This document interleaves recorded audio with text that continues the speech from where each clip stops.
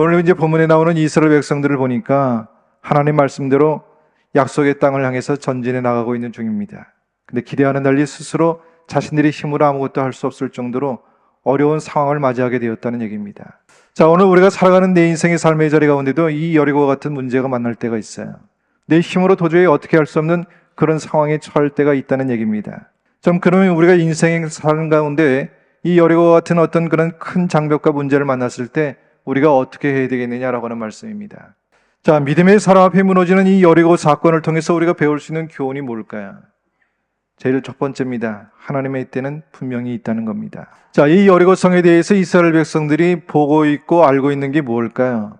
이미 40년 전에 이스라엘의 정탐꾼들이 그 성을 가봤던 적이 있지 않습니까?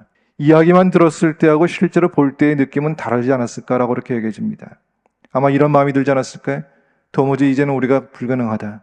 이제 우리에게 죽게 되었다. 망하게 되었다. 이제는 힘들어. 이런 생각에 포기하고 싶은 마음이 가득하지 않았을까라고 그렇게 얘기해 줍니다. 자, 그런데 여호수아 6장 2절 이하의 말씀에 보니까 하나님께서 이스라엘 백성들에게 주신 약속이 두 가지가 있어요. 여리고와 그 왕과 용사들을 이스라엘 손에 넘기겠다. 여리고 성은 반드시 무너져 내린다. 라고 하는 약속의 말씀을 주셨다는 얘기입니다. 여러분, 우리가 하나님의 약속이 믿어질 때 우리는 기다리고 기대할 수 있다는 거 아십니까? 근데 하나님은 하루 만에라도 여리고 성을 무너뜨릴 수 있어요, 없어요? 무너뜨릴 수 있겠죠. 근데 그렇게 하지 않은 것은요, 이스라엘 백성들로 하여금 어떤 훈련을 시키기 위해서요? 기다림의 훈련을 시키기 위함이다라고 하는 말씀입니다.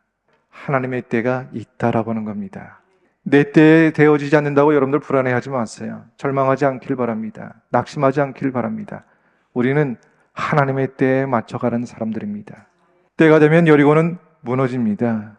믿고 맡겼다면 하나님의 때를 기다릴 수 있기를 바랍니다. 하나님의 때를 기다린다면 반드시 이루시고 열매 있게 하여 주실 거라 믿습니다. 이 은혜가 우리의 삶의 자리가 될 수 있기를 주님의 이름으로 축복합니다. 두 번째는요, 순종은 끝까지 해야 되는 겁니다. 여호수아 6장 3절 5절 말씀까지 읽다 보면은 매일 한 바퀴씩 성을 돌리는 겁니다.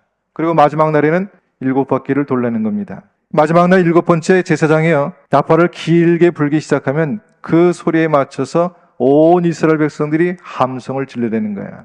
그러면 성이 어떻게 된다고요? 무너진다는 겁니다. 이 명령은요, 경험이 많고 노련한 장군이나 병사들에게 들었을 때는 어처구니 없는 명령입니다. 아니, 지금 싸움을 해야 될 판에 그냥 성을 돌라고 하니 말이죠. 이 명령이 가당한 명령이냐라고 하는 것이죠. 여러분, 순종이 얼마나 어려운지 아시죠? 하나님의 말씀은 늘 이성적이진 않더라고요. 또 때로는 이해하지 못할 일도 많이 있더라고요.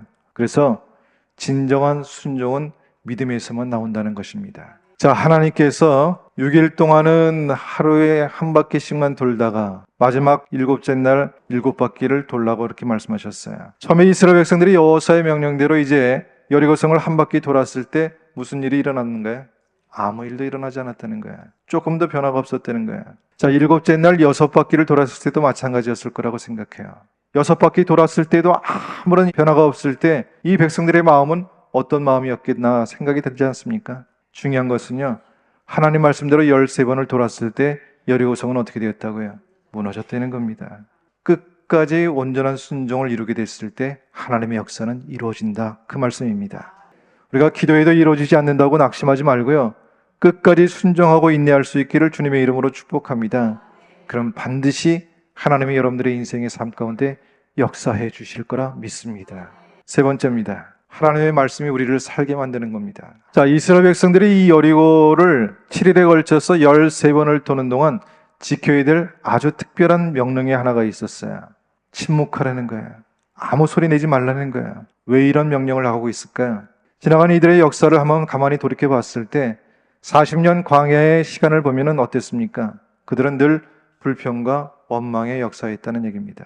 현실과 하나님의 명령 사이에 이해가 되지 않고 간격이 있을 때 그 간격을 원망과 불평으로 메웠어요.